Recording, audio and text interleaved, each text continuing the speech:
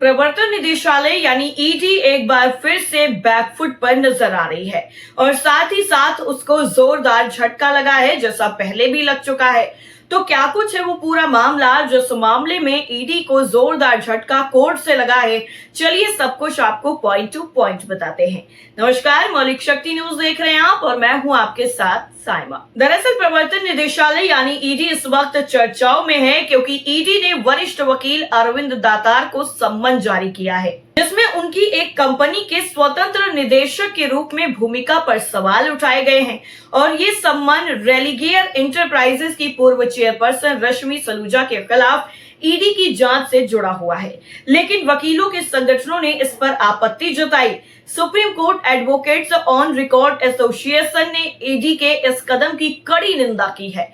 Association ने इसे वकीलों की स्वतंत्रता और कानून के शासन पर हमला बताया। SCAORA के अध्यक्ष विपिन नायर और महासचिव निखिल जैन ने एक बयान में कहा है कि किसी वकील को उसकी पेशेवर जिम्मेदारी निभाने के लिए सम्मन जारी करना न केवल व्यक्तिगत रूप से निशाना बनाना है, बल्कि ये न्याय सुनिश्चित करने वाली संस्था पर भी हमला है। इतना ही नहीं, उन्होंने इसे जांच एजेंसियों के अति उत्साह का नतीजा बताते हुए कहा है कि ये कानूनी पेशे की स्वतंत्रता को कमजोर करेगा। अरविंद दातार ने इस सम्मन का कड़ा विरोध किया था और तर्क दिया था कि किसी मामले में दी गई कानूनी राय को जांच का विषय नहीं बनाया जा सकता।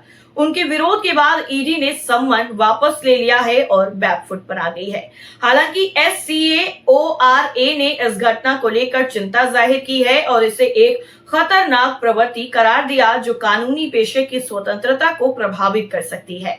बयान में कहा गया है कि यदि वकीलों को उनकी कानूनी सलाह के लिए जबरदस्ती उपायों का सामना करना पड़े तो ये कानूनी प्रणाली को पंगु बना देगा और जनता का न्याय वितरण तंत्र में विश्वास कमजोर होगा। और ये पहली बार नहीं है जब ईडी ने किसी वरिष्ठ वकील को सम्मन जारी किया हो। हाल ही में 18 जून को वरिष्ठ अधिवक्ता प्रताप वेणुगोपाल को भी रश्मि सलूजा को दी गई ESOP पर कानूनी सलाह के लिए सम्मन भेजा गया था। इस मामले में भी SCAORA ने सुप्रीम कोर्ट के मुख्य न्यायाधीश से स्वतः संज्ञान लेने की मांग की थी। कानूनी बिरादरी ने इस तरह के कदमों को चिंताजनक बताया है। विशेषज्ञों का कहना है कि वकीलों को उनकी पेशेवर सलाह के लिए निशाना बनाना न केवल उनके अधिकारों का उल्लंघन है, बल्कि ये न्याय प्रणाली की स्वतंत्रता पर भी सवाल उठाता है।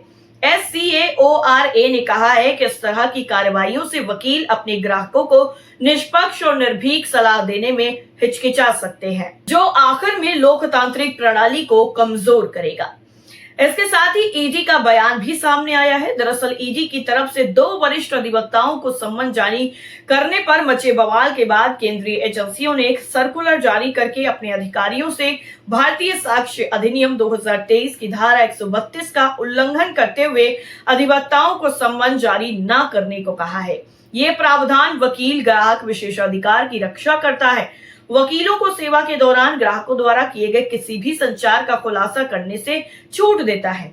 एक प्रेस नोट में ईडी ने कहा है कि यदि वकीलों को कोई सम्मन जारी करने की आवश्यकता होगी तो उसे ईडी डायरेक्टर की मंजूरी से ही जारी किया जाएगा। यह मामला कानूनी पेशे और जांच एजेंसियों के बीच में तनाव को भी उजागर करता है। जहां एक तरफ ईडी अपनी जांच को आगे बढ़ाने के लिए कदम उठा रही है, वहीं कानूनी बिरादरी इसे पेशेवर स्वतंत्रता पर हमला मान रही है। इस घटना ने एक बार फिर से स्वतंत्र और निष्पक्ष न्याय प्रणाली की आवश्यकता पर भी बल दिया है। वैसे आपको बता दें कि यह पहली बार नहीं है जब ईडी को इस तरीके से बैकफुट पर आना पड़ा है। इससे पहले भी सुप्रीम कोर्ट ने ईडी को जबरदस्त फटकार लगाई थी। दरअसल अभी हाल ही में सुप्रीम कोर्ट ने वित्तीय अनियमितताओं के सिलसिले में तमिलनाडु राज्य विपणन निगम यानी टेस्मैक पर छापेमारी को लेकर प्रवर्तन निदेशालय को कड़ी फटकार लगाई। साथ ही ये भी कहा था कि ईडी सभी सीमाएं लांघ रहा है। CJI BR गवाई और जस्टिस AG मसीह की पीठ ने ईडी की कार्रवाई पर गहरी चिंता व्यक्त की और 3 बार दोहराया कि एजेंसी अपनी सीमाएं लांघ रही है। सरकारी शराब विक्रेता पर ईडी की छापेमारी के बाद कार्रवाई पर रोक लगाने से पहले सुप्रीम कोर्ट ने कहा कि ईडी अपनी सारी सीमाएं लांघ रही है। दरअसल टाइम्स ऑफ इंडिया की एक रिपोर्ट के मुताबिक विधि अधिकारी ने आदेश का विरोध करते हुए कहा कि ये मामला 1000 करोड़ रुपए से ज्यादा के भ्रष्टाचार से जुड़ा है और ईडी कम से कम इस मामले में सीमाएं पार नहीं कर रहा। पीठ ने वरिष्ठ अधिवक्ता कपिल सिब्बल और अमितानंद तिवारी की दलीलों पर गौर किया कि राज्य ने स्वयं 2014 से शराब की दुकानों के लाइसेंस आवंटन से संबंधित मामलों में 40 से ज्यादा एफआईआर दर्ज की हैं और अब ईडी ने भी इसमें हस्तक्षेप करते हुए टस्मैक पर छापेमारी की है। सुप्रीम कोर्ट ने पूछा कि प्रवर्तन निदेशालय संघीय सिद्धांत का उल्लंघन कर रहा है, वो टस्मैक पर छापा कैसे मार सकता है। पीठ ने प्रवर्तन निदेशालय को अपना जवाब दाखिल करने के लिए 2 सप्ताह का समय भी दिया था। प्रवर्तन एजेंसी ने कहा कि इस मामले में गंभीर वित्तीय कदाचार शामिल हैं और ये स्थगन तमिलनाडु सरकार द्वारा टस्मैक परिसरों पर ईडी की छापेमारी को चुनौती देने वाली याचिका के जवाब में दिया गया। वरिष्ठ डीएमके नेता आरएस भारती ने इसे डीएमके नीति राज्य सरकार को बदनाम करने के भाजपा के प्रयासों के लिए एक बड़ा झटका बताया और ईडी को ब्लैकमेल करने वाला संगठन करार दिया। भारती ने कहा था कि तमिलनाडु में एमके स्टालिन के नेतृत्व वाली डीएमके सरकार, जिसने 2021 में सत्ता संभाली है, तब से लोकप्रियता हासिल कर रही है और मुख्यमंत्री का कद बढ़ रहा है। इसे और 2021 के बाद डीएमके गठबंधन की चुनावी जीत को पचा पाने में असमर्थ है। ईडी का इस्तेमाल डीएमके को बदनाम करने के लिए किया गया और भाजपा नेता हर तरह के आरोप लगाते रहे कि सुप्रीम कोर्ट द्वारा टीएएसएमएससी के खिलाफ ईडी जांच पर रोक लगाना ऐसी चीजों के लिए एक बड़ा झटका है और ये तमिलनाडु के लोगों की भावनाओं का सम्मान है। हम सुप्रीम कोर्ट के आदेश का स्वागत करते हैं। भारती ने केंद्र सरकार से इस घटनाक्रम के बाद ईडी का दुरुपयोग बंद करने का आग्रह भी किया।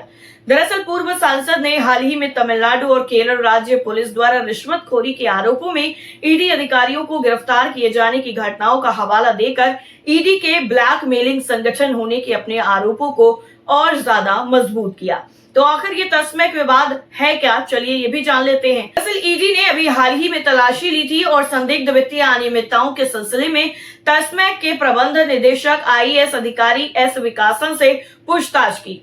जांच जो है उनके मनापक्कम में मौजूद आवास और चेन्नई में कई जगहों पर छापेमारी के साथ शुरू हुई। ईडी अधिकारियों ने सीआरपीएफ कर्मियों के साथ बेसेंट नगर, चुलेमेडु, अन्ना सलाई, तेनामप्लेट और टी नगर में अलग अलग परिसरों पर तलाशी ली, जिसमें आवासों और व्यावसायिक प्रतिष्ठानों को निशाना बनाया गया। फिल्म निर्माता आकाश भास्करन के तेनामप्लेट स्थित घर की भी तलाशी ली गई। हालांकि ईडी ने जांच से संबंध का खुलासा नहीं किया। उनके आवास पर 8 घंटे की तलाशी के बाद ईडी के अधिकारी विशाखन और उनकी पत्नी को पूछताछ के लिए नुंगमबक्कम स्थित उनके कार्यालय ले गए और बाद में विशाखन को रात करीब 9 बजे उनके मनप्पकम स्थित आवास पर वापस लाया गया, जहां उनसे पूछताछ की गई। इसके साथ ही एजेंसी सूत्रों के मुताबिक ईडी ने पहले भी विकासन को 2 बार तलब किया था, लेकिन इन सम्मन का पालन नहीं किया गया और इसके बाद ये जो पूरी कार्रवाई है वो की गई। लेकिन इस पूरे मामले में ईडी को सुप्रीम कोर्ट से झटका लगा और अभी हाल ही में ईडी ने जो वरिष्ठ अधिवक्ताओं को सम्मन जारी किए उस पर भी ईडी बैकफुट पर है। तो आपका क्या मानना है इस रिपोर्ट को लेकर, कमेंट करके जरूर बताइए। फिलहाल के लिए इतना ही, बाकी तमाम खबरों के लिए आप जुड़े रहे मौलिक शक्ति न्यूज के साथ। नमस्कार।